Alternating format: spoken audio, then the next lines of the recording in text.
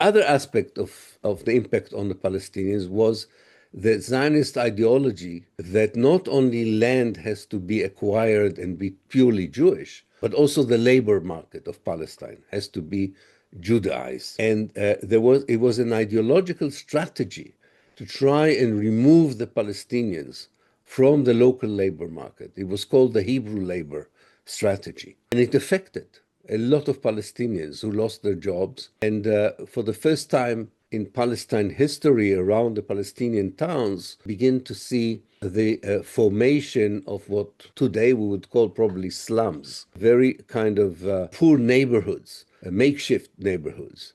In these makeshift neighborhoods, by the way, the first proper Palestinian resistance movement was born under the influence of a very charismatic Syrian preacher by the name of Ezzadin al-Qassam, who moved to Haifa and created the first kind of guerrilla movement among the Palestinians, trying to resist the impact on Palestine once it was clearly felt by the Palestinians. But of course, the biggest impact of Zionism on Palestine was in 1948, where the Zionist project was powerful enough, using a very important historical moment 3 years after the Holocaust, the end of British rule, the lack of proper understanding among the Palestinian leadership, what they were facing, and the lack of any proper involvement by the neighboring Arab states in the affairs of Palestine. All of that led to the Nakba of 1948, the ethnic cleansing of half of Palestine's population, the destruction of half of the Palestinian villages and most of its towns. So the impact was devastating. And one would probably can say that until today,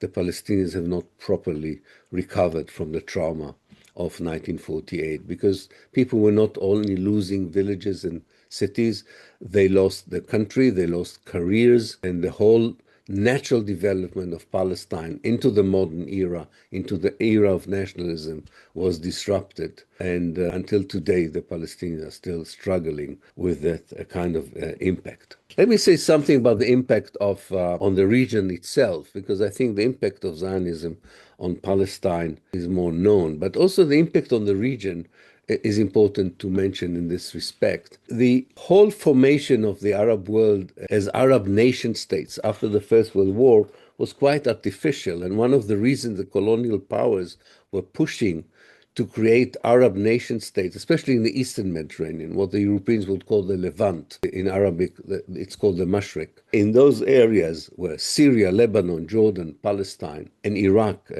are today, in those areas, the national movement before the First World War did not envisage the making of separate Arab nation states. They envisaged the creation of an Arab either republic or constitutional kingdom. It depended on people's ideological preferences. But the idea was to create a powerful political entity, which really terrified the colonial powers, that this would be powerful enough to resist the European colonial impact. The formation of the state weakened the unity of the Arab world. And once the Arab world was less united, it was less able to deal with the situation in Palestine. So for a while, the impact of the situation in Palestine was to create a kind of a gap between a continued symbolic adherence to the idea of the need to unite the Arab world, especially that part of the Arab world, including, one should say, with Egypt, because the Egyptian part of the Egyptian national movement was very pan-Arabic in its orientation. And Palestine became the symbol of showing that there is still an impulse for pan-Arabism. But in essence, it more and more, because of the nature of politics in the Arab world as it developed after the Second World War, it was much more used as a distraction from dealing with the real problems of the Arab societies and state than really salvaging Palestine from Zionism. So it kind of allowed leaders to sound very patriotic on the pan-Arab, if you want, platforms. But at the same time, the sense among Arab society was that this whole commitment to Palestine was at the expense of dealing with the real problem of their own societies. The problem was that through this kind of impact, the Zionist project and later State of Israel was able to recruit enough regional powers that were normalizing the colonization of Palestine. Palestine remained, still to this very day, the only open colonial wound as far as the Arab world is concerned. But in terms of practical politics, very few leaders, regimes have really resisted the colonization of Palestine in any meaningful way. And this process continues to this very day. So if you want to look at it from a different angle, I would say the region needs a decolonized Palestine, not only for the sake of the Palestinians, but in order to fully engage with its own issues, whether these are social issues, economic issues, exposure to Western imperialism, the rise of a more fanatic form of Islamism. All of that cannot be properly dealt as long as Palestine is not liberated. Let's put it in a more succinct way. Now, there is a question of how far, and with this I will finish, Zionism has an impact on the world. Let me put it in two ways in order not to fall into some of the conspiracy theories around. Sometimes the conspiracy theories put Zionism and Israel on every corner of the world, as if it's kind of such an ominous global force that therefore you can never think that you could ever be able to defeat it because it's so powerful. This, of course, is not true. But it is true that in order to maintain the Zionist project or the State of Israel, because of the reality that unfolded on the ground since 1948 until today, namely because of the nature of this project, that is a European imposition of a country, of a European country, at the heart of the Arab world, against the wishes of the indigenous people of Palestine, because this is the reality. And there's no way the people of Palestine would be willing to be removed from their homeland or give up on their homeland, or that the Arab world will give up on Palestine as being part of the Arab world. Because of that, in order to maintain it, you need a powerful global alliance. Israel by itself cannot do it through its own power of coercion, military prowess. So you build the coalition. Now, the difference, what happens to this coalition over the time, when it begins as a response to anti-Semitism in Europe, there are also some moral members, if you want, in the coalition, namely people who genuinely believe that they support this project because they want to save Jews, especially after the genocide in the Second World War, from a similar fate. So there's kind of a more positive members, I call them, people who really believe that they are doing something good for a people under persecution and even under the danger of being genocided. But what happens because of the reality on the ground, the way Israel develops as a regime, as a system, as a society, the moral members of the alliance slowly leave it. They feel uncomfortable. They begin to understand that what they are supporting is not a safe haven for Jews. They are supporting the destruction of Palestine and the Palestinian people. And when that becomes more and more obvious, then you need to build an alliance which doesn't have moral basis.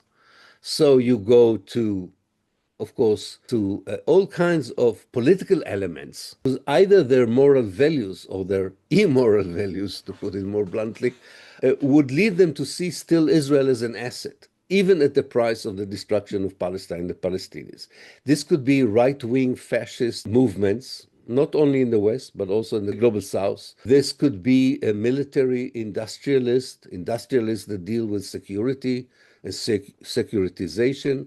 It could be cynical, high-tech, multinational cooperation, even pharmaceutical multinational cooperation. You still have the Christian Zionists around who believe that this is still the last chapter before the resurrection of the dead and the return of the Messiah. You still have Jewish communities that believe that maybe this is the insurance state that would save them, God forbid, if again some existential danger would face the Jewish communities wherever they are. But the more we move in time, the more cynical, strategic, and less moral this global alliance is. Now, in order to maintain a cynical, I would say in times even sinister, coalition, you have to be involved in politics in many parts of the world. And I think that is where the conspiracy and the reality come a bit closer, because Israel needed to be involved in the success of dictatorships in Latin America in order to retain them as those who would support it in the United Nations, to retain them as clients for its military industry, in order to make sure that the bloc in the United Nations that led to decisions that equated Zionism with racism in 1975 would not be totally united. It's kind of a divide rule through countries in the global south.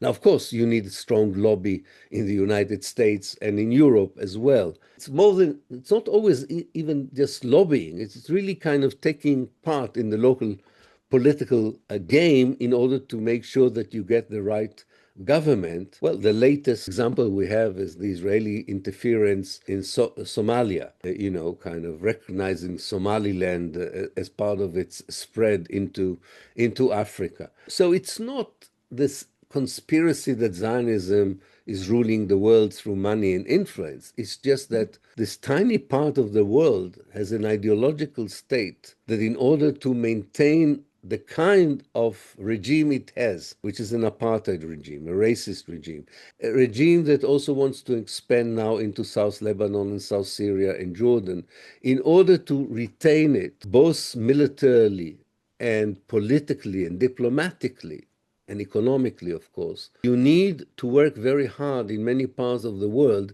for that global coalition to be sustained. I will finish by saying that the big question is, now I'm talking as an historian, whether this is a sustainable project in the future, if these are the foundations. And the reaction of civil societies in the world, the reaction of even Jewish communities in the world, the reaction of even some section of the Jewish society in Israel itself, on the one hand, and the fact that with all that power and influence, the Palestinians are still there fighting, resisting, resilient, makes me come to the conclusion that this is not sustainable in the long run.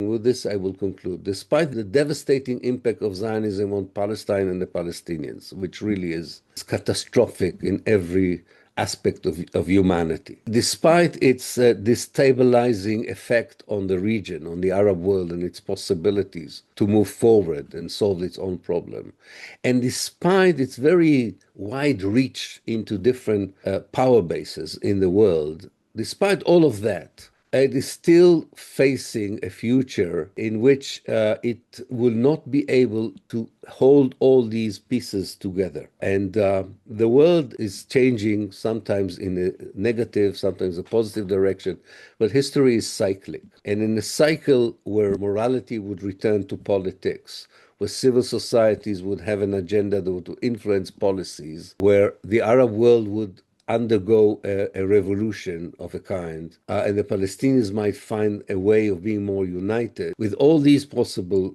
procedures, there is a vision one can see for a different kind of reality in Palestine, of which the most important feature is the absence of Zionism as an ideology that informs and regulates the lives of everyone who lives.